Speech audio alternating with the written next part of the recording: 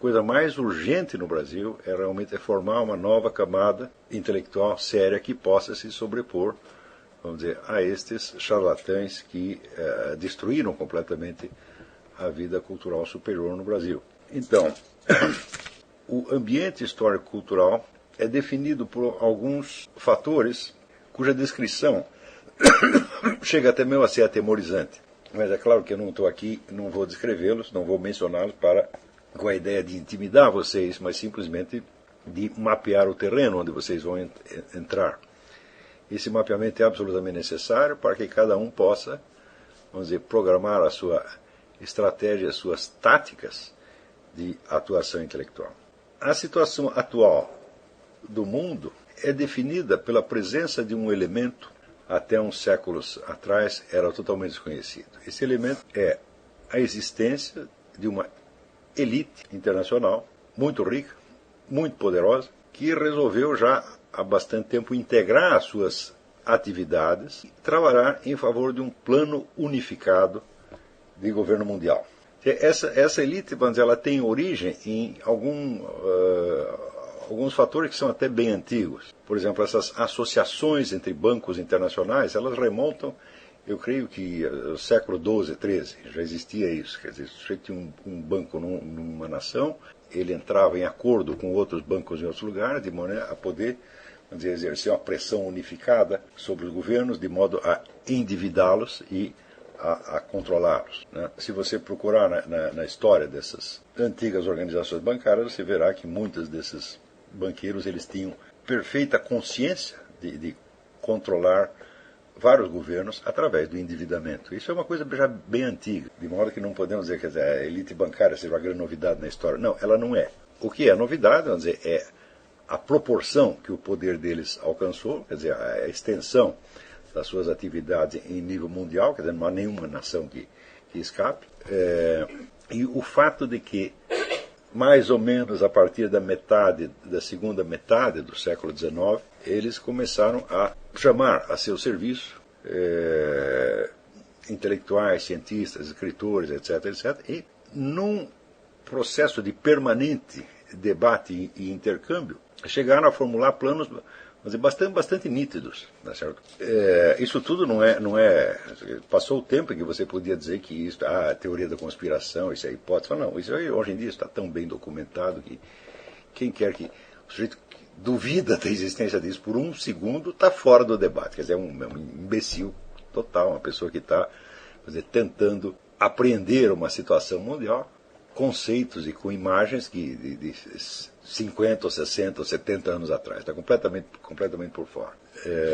Então, não pode haver grande dúvida de que a atuação desta elite financeira está por trás de praticamente todos os grandes movimentos políticos de alcance mundial que nós vimos no século XX.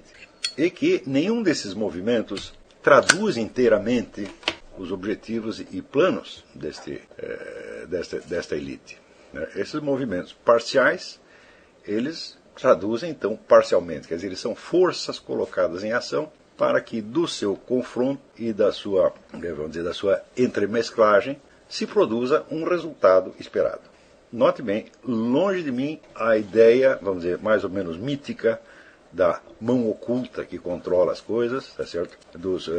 O poder secreto, nada disso. Primeiro que nada disso é secreto, tudo isso é público, tudo isso está altamente documentado, e o que torna isso, vamos dizer, mais ou menos inapreensível pelo cidadão comum é, primeiro, a grande complexidade dos planos, e segundo, o altíssimo nível intelectual dessas discussões, que não é para qualquer pessoa. Quer dizer, a coisa mais óbvia para mim é o seguinte: o cidadão comum, o eleitor comum, está totalmente desaparelhado para discutir essas coisas. É a mesma coisa que você colocar em debate, na sua congregação religiosa, uma questão de, física quântica, por exemplo. Então, as pessoas simplesmente não vão acompanhar o debate. Então, esse problema de nova ordem mundial também é demasiado complexo. E, justamente por ser demasiado complexo, ele requer a formação de uma intelectualidade que, não estando comprometida com esses planos, e nem tendo necessariamente uma atitude militante contra, possa compreendê-lo desde fora. O fato é que, até hoje, a quase totalidade da bibliografia que existe a respeito ou é produzida, vamos dizer, por pessoas de dentro mesmo do próprio esquema, quer dizer, por intelectuais que estão, vamos dizer, a serviço desta elite, sabendo quais são os planos e desejando colaborar com eles, como por exemplo o caso do Carroll Quigley, ou mais antigamente Herbert George Wells,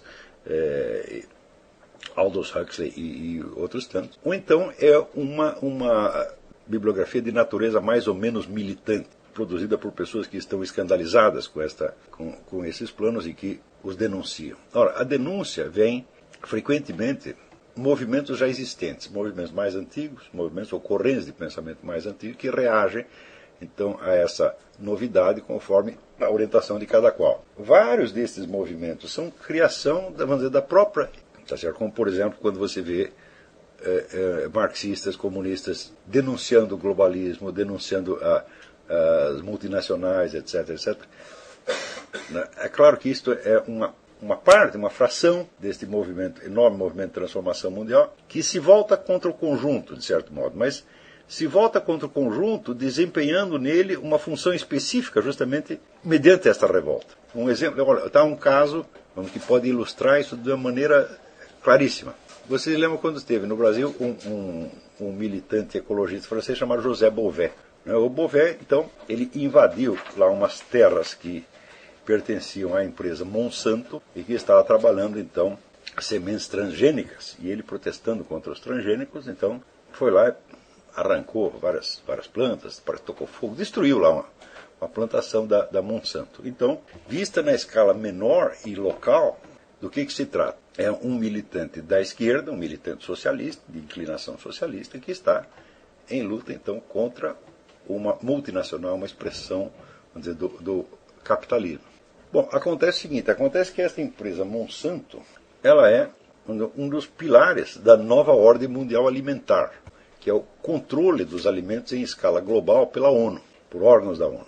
A Monsanto é a empresa que preside isso aí. Ora, quer dizer, você tem uma espécie, vamos dizer, de controle estatal da alimentação em nível mundial, é a coisa mais socialista que você pode imaginar. Quer dizer, sob este aspecto, a Monsanto é infinitamente mais esquerdista e mais radical do que o José Bové. Acontece que, naquele momento, o José Bové só tinha, dentro da perspectiva dele, dentro do horizonte dele, só existia dois elementos em jogo. Um é a ideologia ecologista que ele tem e, do outro lado, a proposta dos alimentos transgênicos, que seria, segundo ele, um atentado antiecológico, antinatural, antibiológico, etc, etc. Então, é claro que a mídia, quando noticia esses acontecimentos, quando chega a noticiá-los, ela noticia dentro da escala, e dentro da escala micro, da escala local, eles têm um significado, que frequentemente está absorvido e desmentido pelo significado que as coisas têm numa escala superior. Essas ambiguidades tornam o processo incompreensível a quem quer que não tenha, vamos dizer, um treino historiográfico suficiente, capaz, vamos dizer, de acompanhar e de traduzir esses vários níveis de significado que os acontecimentos têm, conforme a amplitude maior ou menor de horizonte com que eles sejam enfocados. Então, encontrar vamos dizer, a escala certa e a perspectiva certa é o grande problema, né, nestas coisas. Não é isso? O que quer que você tente, qualquer acontecimento que você tente interpretar ou tente compreender, você o faz desde uma determinada perspectiva e dentro de uma escala de prioridades que é a sua. Não é isso? Então, por exemplo, neste mesmo caso, você vê que como a escala de prioridades, vamos dizer, do jornalismo brasileiro é a escala de prioridades da esquerda local, então é assim, eles ainda estão... Qual é o enredo, qual é a narrativa dentro da qual este episódio aparece e dentro da qual ela adquire sentido para ele? É a narrativa, vamos dizer, da luta de classes. Não é isso? Então, você verá ali o Zé Bové como representante dos pequenos proprietários, dos agricultores, etc., em luta contra o grande capital. Este é um enredo que eles leem. E esse enredo é determinado, vamos dizer, pela escala de prioridade deles.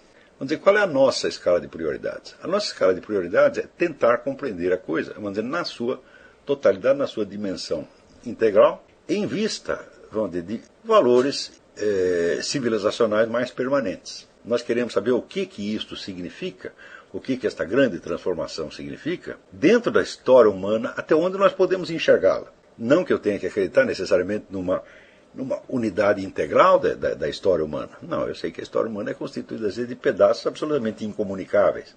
tá certo? E que existem desenvolvimentos históricos totalmente independentes e que nós não conseguimos enquadrar, mas é numa visão historiográfica, por assim dizer, numa meta-história integral.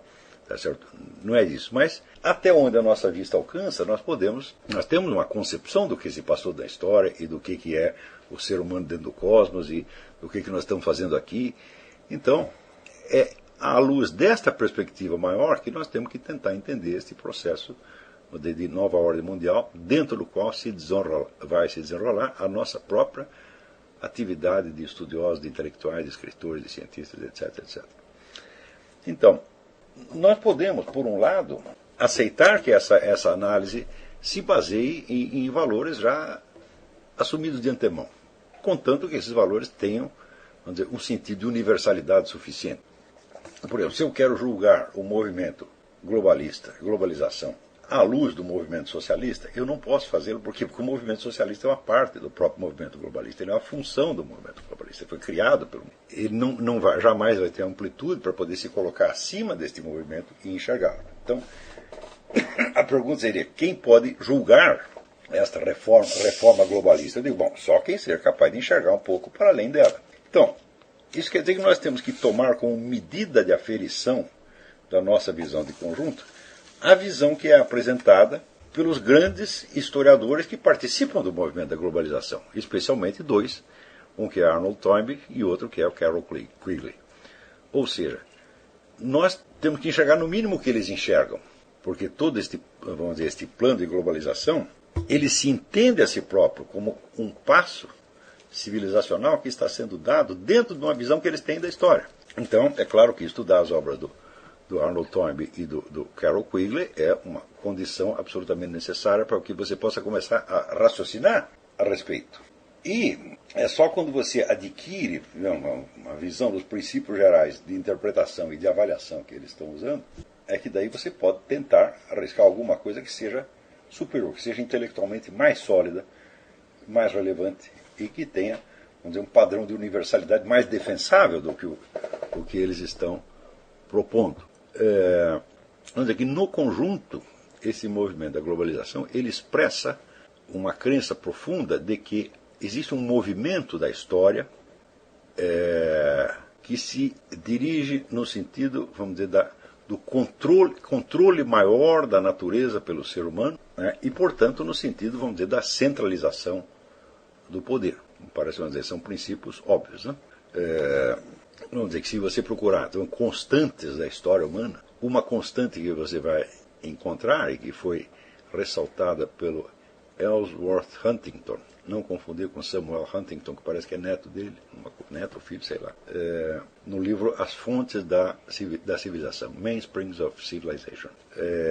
Uma dessas constantes é o contato cada vez maior entre culturas diferentes. Você vai ver que, de fato, isto é uma constante na história. Quer dizer, várias culturas vão crescendo, etc., e que elas, em função do próprio crescimento da população, o qual é outra constante, a população terrestre jamais diminuiu, ela sempre cresce. Então, existe esta tendência de aproximação.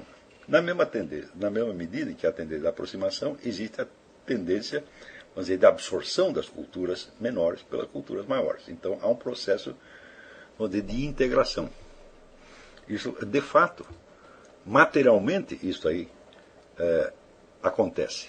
Porém, a partir do momento em que algumas pessoas altamente qualificadas e com meios para isso entendem que existe este processo e que esse processo, portanto, se torna consciente, no instante seguinte o processo se torna voluntário e planejado. E isso é que é a definição da globalização. Quer dizer, a globalização é a tentativa de conduzir por meios, vamos dizer, deliberados e planejados, um processo que já vinha acontecendo, que é o processo da integração.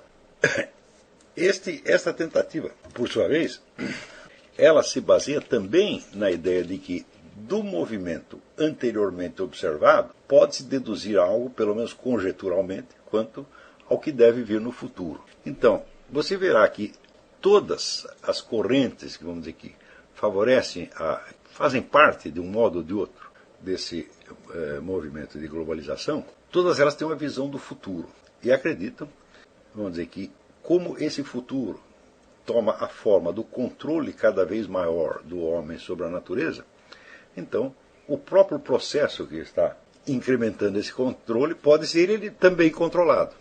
Então, é a ideia, vamos dizer, do controle total do processo histórico.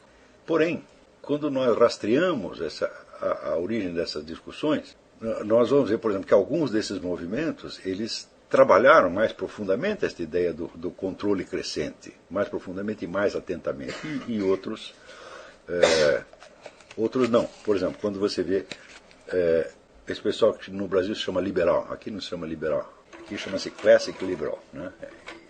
Liberal aqui quer dizer esquerdista, esquerdista soft, é tucano, né? E classic liberal é o que no Brasil se chama liberal, quer dizer, o sujeito que é a favor, vamos dizer, da livre empresa e que acha que, vamos dizer, a liberdade econômica é o fator fundamental na sociedade. Evidentemente, veja a posição destes indivíduos dentro do conjunto do movimento que eu estou falando é extremamente sutil e ambígua. Por quê? Na medida em que eles estão favorecendo a livre empresa, então é claro que eles não são a favor da economia planejada. Porém, na medida em que eles se opõem aos controles exercidos em escala nacional, eles acabam favorecendo uma transferência de poder, quer dizer, dos organismos das soberanias nacionais para a escala internacional. Como esse aspecto do poder político não é, vamos dizer, um ponto fundamental de interesse deles, eles estão mais interessados em economia, eles acham que se houver liberdade econômica, o resto se resolve por si. Tá certo? Muitas vezes o ataque deles às soberanias nacionais, né, por exemplo, o ataque onde eles são contra regulamentos protecionistas, etc., que às vezes são, vamos dizer, a defesa de uma nação menor contra uma nação maior, ou uma defesa de uma nação contra o próprio processo globalista, né? Na medida que eles são contra isso, então eles vão enfraquecer esses Estados nacionais e, naturalmente, automaticamente, favorecer a emergência de um controle global. Então é como se eles estivessem lutando contra um monte de leviatãzinhos pequenos e favorecendo, mesmo a contragosto, o crescimento de um leviatã maior em cima dele. Esse processo frequentemente não é consciente. Eu jamais encontrei, dizer, um único liberal que se dispusesse seriamente a discutir este problema do poder global. E olha, por exemplo, esta abertura dos mercados que você fala, né? Então, junto com a abertura do mercado, vem automaticamente o acréscimo dos regulamentos internacionais. E quando você cria regulamentos internacionais, você tem que criar órgãos que imponham o cumprimento dessas leis. Então você vai criando órgãos controladores e uma polícia a serviço desses órgãos controladores. Então isso é só para mostrar para vocês até que ponto os movimentos políticos e correntes de ideias que existem em circulação, nenhum deles tem meios de lidar com o problema da globalização na escala global. Cada um deles só vê um pedaço da coisa que é o pedaço que é determinado pela sua escala de prioridades. Se a sua prioridade é a liberdade de mercado, então você vai ver o globalismo em termos de liberdade de mercado. Mas e o resto que acontece paralelamente e até em função disso? Bom, isso aí é considerado um problema secundário, tá certo? Que a própria liberdade de mercado se encarregaria de resolver com o tempo, coisa que absolutamente não acontece. O fato é que, junto com a abertura dos mercados, aconteceu um crescimento formidável dos mecanismos internacionais de regulação e controle. As duas coisas vieram juntas. Embora, do ponto de vista da pura teoria econômica, você não tenha como explicar isso aí. Quer dizer, vamos dizer, por que, em termos de economia, você não tem como explicar por que a simples abertura dos mercados aumentará fará crescer um poder de controle internacional. Porque isso não é um fator econômico, isso é um fator jurídico, político, etc., etc., né? Geopolítico. Do mesmo modo, quando você vê os enfoques comunistas, marxistas da globalização, então, necessariamente, eles veem a globalização como um processo, vamos dizer, de crescimento capitalista, que se opõe, então, vamos dizer, aos movimentos populares e de direitos humanos, etc., etc. Quando nós vamos rastrear o que está realmente acontecendo, nós vemos que todos esses movimentos, sem exceção, são todos eles criados, financiados, subsidiados e dirigidos desde a mesma elite global. Por exemplo, esta semana, eu escrevi um artigo que deve sair a semana que vem, analisando não, mencionando, no artigo de jornal não dá para você analisar coisa nenhuma, né? O livro da Frances Stoner Saunders, da historiadora inglesa, pesquisadora inglesa, o livro chama-se Quem Pagou a Conta? A CIA na Guerra Cultural. Ela, lá pelas tantas, ela denuncia como uma dessas operações da CIA destinada a favorecer o imperialismo capitalista o fato de que, né, em 1969, a Fundação Ford deu um dinheiro para o Fernando Henrique Cardoso e outros professores demitidos da USP criarem o SEBRAP, Centro Brasileiro de Análise e Planejamento.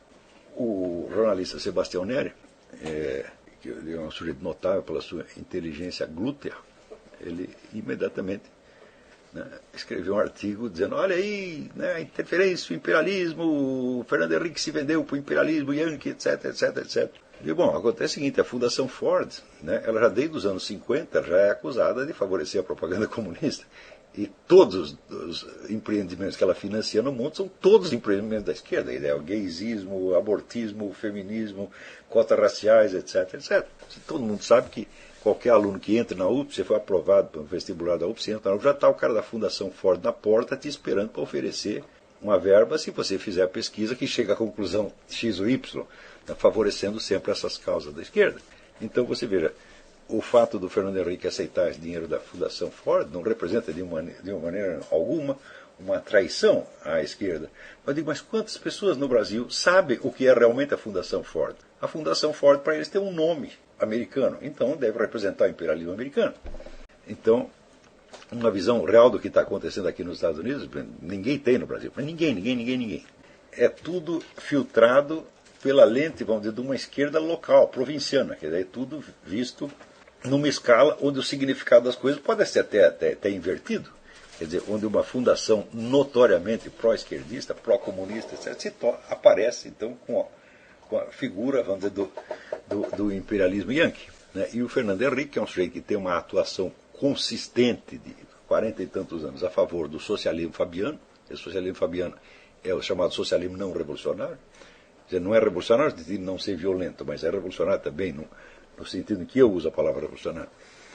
É um sujeito que tem uma folha corrida de serviços prestados a esse movimento com uma coerência notável ao longo de 40 ou 50 anos, aparece então aos olhos de uma outra ala da esquerda como se fosse um traidor pró-capitalista. E a discussão, você sabe que toda a discussão brasileira é esta, é PT versus PSDB. Quer dizer, é uma discussão interna de uma facção do movimento globalista. Então é claro que nessa escala, assim como na escala de pensamento dos liberais, não dá para você compreender o que se passa. Ou seja, seria ridículo, mas absolutamente ridículo, você tentar imaginar que esse movimento de globalização tem por finalidade fazer os camaradas ganharem mais dinheiro. É uma coisa inteiramente absurda. Quer dizer, os indivíduos que controlam o fluxo internacional de dinheiro não tem por que ganhar mais dinheiro. Ganhar mais dinheiro não faz sentido. O sujeito que controla o dinheiro, ele controla o valor do dinheiro. Então, o que quer dizer ganhar mais dinheiro? Por exemplo, se você ganha um salário de, sei lá, R$2.000, quer passar a ganhar 4, então isso faz sentido para você. Mas for o controlador do dinheiro, que pode fazer 2 valer 4 ou 4 valer 40, isso aí não faz a menor diferença. Quer dizer, vamos dizer, todas as explicações econômicas para o globalismo são absolutamente fúteis. Então, é claro que não se trata disso, as pessoas não vão tentar dirigir o fluxo inteiro da história humana só para ganhar mais dinheiro. Vamos dizer, isso é uma visão de um provincianismo, de uma mesquinharia mental a toda prova.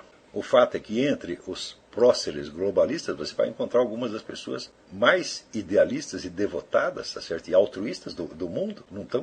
Jamais pensaram em como eles vão ganhar mais dinheiro. Então é claro que o problema não é este. Agora, que é um problema de poder, Agora, o que é poder? Poder significa a capacidade que você tem de fazer os outros fazerem o que você quer. O poder é exercido sobre os outros e é uma vontade que se sobrepõe a outra vontade. Ora, nós só podemos compreender o fenômeno do poder, quer dizer, qualquer análise, vamos dizer, por mais elementar do fenômeno do poder, ela tem de partir de uma premissa que é absolutamente ignorada por toda a brilhante ciência social contemporânea, que é o fenômeno, vamos dizer, da diferença de poder entre seres humanos. A diferença de poder entre um membro da espécie e outro membro da espécie é uma das características mais constantes e fundamentais da presença humana no cosmos. Não há nenhuma outra espécie animal no qual dois membros sejam tão diferentes na sua quantidade e escala de poder quanto isso acontece entre seres humanos. O fato de, se você pegar, digamos, uma tribo de índio, ter lá um cacique, um pajé, que pode a qualquer momento determinar a morte de qualquer dos membros, tá certo? Quer dizer, tem poder de vida e morte. Fala, este fenômeno não existe em nenhuma tribo animal. Se você pegasse um bando de leões, ora, o leão mais forte não vai decretar a morte do leão mais fraco, a não ser que seja atacado por ele. Isso nunca acontece. Então, esta diferença, por mais longe que você remonte na história, ela se observa. E a diferença chega a ser a diferença entre o tudo e o nada. Quer dizer, um sujeito que tem todo o poder e outro que não tem nenhum. Esta não só é uma constante da história humana, como uma outra constante, não estrutural e permanente, mas uma constante, vamos dizer, de desenvolvimento, é o aumento da diferença de poder. Porque uma coisa mais simples é você entender que poder significa diferença de poder. Quer dizer, um poder não é quantitativo, não significa nada. O poder é uma noção quantitativa. Então, digamos, se o poder é a capacidade que um sujeito tem de fazer o outro agir da maneira que ele quer, então tem mais poder aquele que tem uma influência mais profunda sobre o outro, ou seja, é capaz de determinar mais ações dele e que tem essa influência sobre mais pessoas. Então, nesse sentido, o aumento quantitativo do poder dos poderosos ao longo do tempo é um fato óbvio. Por exemplo, quando você vê que no século XX aparecem tipos como Hitler, ou Mao Tse-tung, ou o Stalin, que tem a capacidade de, num golpe de caneta, determinar a morte de milhões de pessoas. E aquilo vai ser executado sem discussão e sem oposição. Então você imagine, por exemplo, a diferença de escala de poder entre o Stalin sentado na sua mesa com a sua caneta e o sujeito que está lá jogado no fundo do gulag, sem ter o que comer, sem poder dizer ai e sem poder determinar nada do seu destino. Quer dizer, ele não tem poder sobre a sua vida nos próximos 5 minutos. Então, esta diferença como essa sempre existiu, sempre existiram. Acontece que elas aumentaram em intensidade e extensão ao longo do tempo. E esse aumento está muitíssimo bem documentado no livro do Bertrand de Jouvenel, que se chama Du Pouvoir, né, do Poder, História Natural do Seu Crescimento. Esse é um livro, uma leitura que obrigatória não agora, mas mais dia menos dia você não tem que ler esse livro. Dentro deste desenvolvimento, mesmo os empreendimentos que são tentados para diminuir o poder, vamos dizer, dos governos sobre os cidadãos, dos reis sobre os seus súditos, mesmo esses movimentos acabam aumentando o poder. É exatamente o que aconteceu nos Estados Unidos. Quer dizer, os Estados Unidos são fundados com a ideia do poder limitado, né? Tanto que o poder central, aqui, ele é criado pelos poderes estaduais, você tem vários poderes estaduais que se aglutinam, se combinam entre si de criar um poder federal que só terá os direitos que eles lhe concederem explicitamente. Quer dizer, não existe uma soberania federal sobre os estados, mas ao contrário, uma soberania dos estados sobre o governo federal. Decorridos 100 e poucos anos, esse processo já tinha invertido. A partir menos de 100 anos. Quando chega na Guerra Civil Americana, você já vê um crescimento formidável do poder central. Ao ponto que muitos historiadores chegam a considerar Lincoln uma espécie de ditador. Ele instituiu a censura à imprensa, prendeu um bocado de gente sem processo nem nada. O cara que era, depois da guerra, encerrada a guerra, o sujeito que era presidente da Confederação, Jefferson Davis, ficou na cadeia um tempão sem processo nem coisa nenhuma. Aliás, ele pedia que o processassem, ele pedia que o acusassem formalmente para que ele pudesse se defender e nunca lhe deram essa chance. Então, isso aconteceu numa nação que tinha sido concebida na base da limitação do poder central. Então, mesmo esses movimentos que temporariamente parecem reverter o curso geral das coisas acabam por fortalecer esta mesma tendência.